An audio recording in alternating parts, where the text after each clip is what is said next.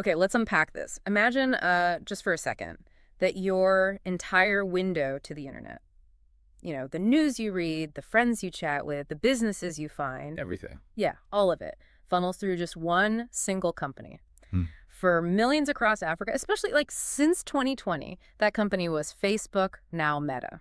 Right. They weren't just an app. For many, they were the internet. Exactly. But here's where it gets really interesting. A real high-stakes battle, is raging for the very soul of the internet on the continent. Hmm. This isn't just market share we're talking about. It's digital sovereignty. And, as we've seen time and again, whoever controls the code, well, they control the people. What's really fascinating, I think, is the sheer collision. You've got these algorithmic empire builders from Silicon Valley on one side, pushing engagement, optimizing for clicks, you know the drill. Right. Virality at all costs. Exactly. And then on the other side, you have this, well, it's like an insurgency, really. Mhm. Homegrown civic tech rebels. Rooted in the community. Deeply rooted in Lagos, Nairobi, Kampala, Johannesburg. They're determined to make data serve citizens, not manipulate them. So it's way more than just a tech story. Oh, absolutely. It's Yeah. this global drama playing out. Power, innovation, digital destiny. It's all in there. A real microcosm of bigger global fights. Okay, so our deep dive today is right into that. Meta's dominance, how it's being contested, this grassroots innovation insurgency in Africa. Mhm. And critically, what are the strategic lessons here? For, any aspiring business leader, maybe even those big international superstar CEOs or local heroes watching how this is all shaping the future. Yeah, we need to look at the heroism, definitely. Yeah. But also the mistakes made. Right. Right, the missteps too. And the resilience, the lessons learned, understanding strategy in this fast-changing world will connect the dots between the local and the global stage.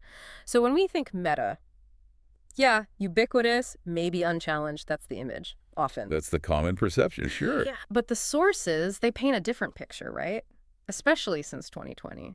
It seems like its global empire has been, well, deeply contested. Under pressure. Relentless pressure, yeah. It's not just growth. It's this constant, sometimes brutal struggle on so many fronts. How did that happen? How did this giant suddenly find itself fighting everywhere? Well, it's critical to see that while Facebook, now Meta, was, like you said, the internet itself in many African nations globally, it was facing huge challenges, just huge. Okay, like where? Think about it. In the U.S., it was battling TikTok, right? Yeah. Which just exploded with Gen Z. Yeah. Totally captured their attention. Yeah, the short form video thing. Absolutely. Yeah. Then you had Twitter turning into X under Musk.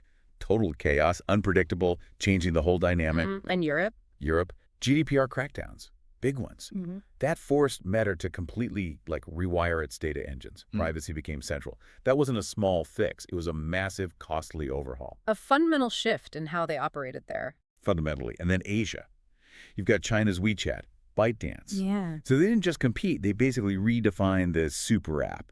Everything in one place. Right. Messaging, payments, social, all integrated. Exactly. And even somewhere like South America, Meta's own WhatsApp became this potent political tool. Used to sway elections in Brazil. Yeah. Huge, sometimes uncontrollable influence. Wow. So yeah, they were everywhere, but contested everywhere. Precisely. That's the key takeaway for strategists, I think. Even the biggest market leaders face constant disruption, intense regulatory heat. Adaptability isn't just nice to have. It's basic survival. You have to be ready to transform. That's a really powerful picture of the global pressure. So how did that contestation, all those battles, how did they directly impact user behavior? Was it like an immediate switch or more subtle, especially region by region? Great question, because it shows this really interesting split. See, by 2023, you had surveys showing over 60% of U.S. and European teens just didn't trust social media anymore. Wary of disinformation, deepfakes. All of it. AI-driven outrage fatigue, So globally, consumers were getting skeptical, looking maybe for more private channels or different kinds of networks. Okay, but Africa. Africa, again, was starkly different. For millions there, Meta's platforms weren't just social media like we might think of it. They were essential infrastructure, full stop. How so? More than just chatting. Oh yeah, WhatsApp. That's how countless small businesses run their commerce. It's vital. Facebook. Often the primary news source. Community updates. Sometimes the only internet they really interacted with. And Instagram for identity connection. Right. These weren't optional apps you dip in and out of. They were fundamental. Daily life, business, information. Which means the stakes there were just much higher. Profoundly higher, yeah. So the strategic lesson, you have to understand those regional cultural nuances. Consumer trust, platform utility. It varies massively. What's a luxury app in one place is critical infrastructure somewhere else. Exactly. A winning strategy must get that deep local understanding. Otherwise, you risk, well, failing spectacularly. So, against this backdrop, global giants grappling, shifting trust, this powerful new wave emerged in Africa. Civic tech startups. Mm-hmm. And these weren't just apps, were they? The sources call them movements, rooted in local needs, empowerment, filling a vacuum, maybe? Indeed. And what's so powerful about groups like Budget in Nigeria or Policy in Uganda, Code for Africa, Grassroot in South Africa, Yeah. it's their core philosophy. Hmm. It's totally different. How so? Different from the Silicon Valley model. Completely. They built tools not to monetize your attention, not to keep you scrolling endlessly, Yeah. but to empower citizens directly. Okay. So things like open data, budget transparency. Accountability. That's the mission. Yeah. It's a powerful contrast, almost revolutionary, right? Where Meta's profit comes from clicks and engagement. Civic tech's profit comes from trust and impact. Exactly. Anonigbine, a co-founder of Budget, he famously asked this question, and it's worth quoting. What if data wasn't a weapon but a shield? Mm. What if citizens could use it to demand schools, hospitals, accountability?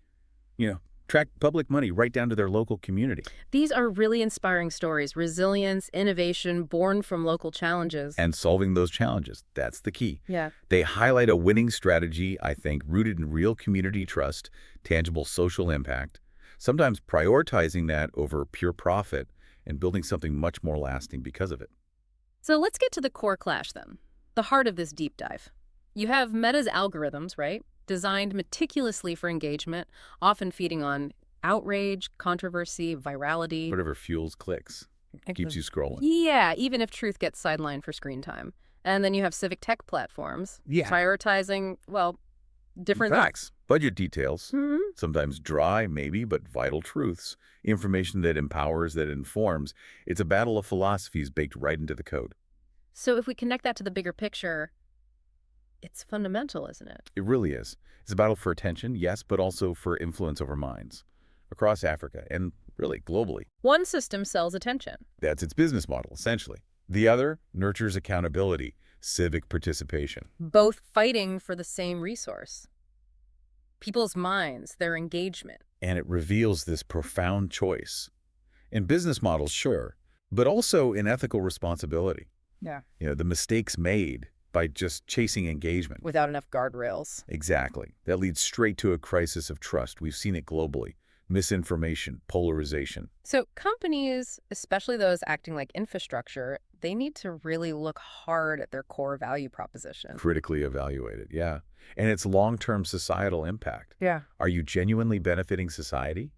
Or just extracting attention? That question. It's becoming central to whether a business is even viable long-term. And this isn't just an African story, is it? These echoes are global. Oh, absolutely. You see parallels everywhere. In the U.S., think about the fights between Facebook and fact-checkers. Ongoing battles. For Europe, you mentioned platform cooperatives. Yeah, places like Spain, Germany. Tech built for communities, by communities, not just for distant shareholders. It's the same fundamental question cropping up. Can citizens actually reclaim control from the code? Here's where the human element gets fascinating, too. The personalities driving these shifts. Right. Because at the heart of these rivalries, you have these, larger-than-life figures shaping the digital world. Mark Zuckerberg. Doubling down on AI, the metaverse. Betting big that these immersive virtual worlds are next. Locking users into the meta ecosystem even more. Then Elon Musk. Turning Twitter into X. This chaotic lab, right? Right. Free speech absolutism, unpredictable, sometimes destabilizing results, but always pushing boundaries. Yeah. What can a platform be? And compare them to someone like Zhang Yiming. The ByteDance founder, Yeah. Created TikTok, reshaped global entertainment, then stepped back under intense Chinese state pressure. A stark reminder of those geopolitical forces. And against those giants, you have the local African founders, the insurgents. Exactly. Like socio-economic at Budget, Nima Iyer at Policy. Yeah. Championing this radically different vision. Tech rooted in accountability, local culture, real civic empowerment. They're not just CEOs then, they're characters in this global drama. Some are empire builders, definitely. Expanding. Others are insurgents, trying to redefine the future. And the strategic lesson. Leadership vision, personality, they're critical. Absolutely. But there's more to it. Yeah, winning strategies also mean understanding those complex geopolitical forces. They shape what even the most powerful CEOs can do, whether they're in Silicon Valley or Beijing, and understanding the very different drivers behind local innovators. Geopolitics definitely adds fuel to this fire, a massive dose. Huge. Because in Washington, Brussels, Beijing, tech isn't just business anymore. It's national security, it's economic statecraft, it's soft power. But in Africa, you said the stakes are even higher, a survival issue. Often, yeah, literally. So what does this all mean for you listening to this, maybe thinking strategically? Right, what's the bottom line? Well, when Meta's algorithms optimize for engagement, maybe inadvertently spread misinformation, Yeah. it doesn't just cause online arguments. It can destabilize fragile democracies, exacerbate tensions, undermine public health. Real-world consequences. Conversely, when civic tech platforms succeed, they don't just inform people, they actively empower them against corruption. They strengthen democratic institutions, provide paths for accountability. And then there's the demographic aspect, Africa's youth bulge. Exactly. Over 70% under 30. Hyper-connected via mobile, digitally native, hungry for opportunity. Which makes them vulnerable to manipulation. Very vulnerable, but also, paradoxically, incredibly capable of building something new, something more equitable. So the stakes are immense. Immense. It's this choice, really. Digital colonization by algorithms designed elsewhere, maybe without understanding the local context, or Africa pioneering a model where tech truly serves democracy, serves its citizens, not just capital. That's a powerful framing. And for truly innovative companies, visionary CEOs. Geopolitics offers both huge opportunities to lead with impact, but also significant threats if you misstep. So winning strategies need to do more than just grow the business. They need to leverage these trends to contribute positively. Stability, empowerment, proving profit and purpose can, and maybe must, go hand in hand now. Wow. Okay, so we've really navigated this global struggle for digital control, playing out vividly, dynamically, maybe most critically in Africa. And it really forces us to ask, doesn't it? Can citizens genuinely reclaim control from the code that's increasingly shaping, well, everything? It's a global struggle. It's definitely ongoing. And that central cushion remains. In the 21st century, who owns the code?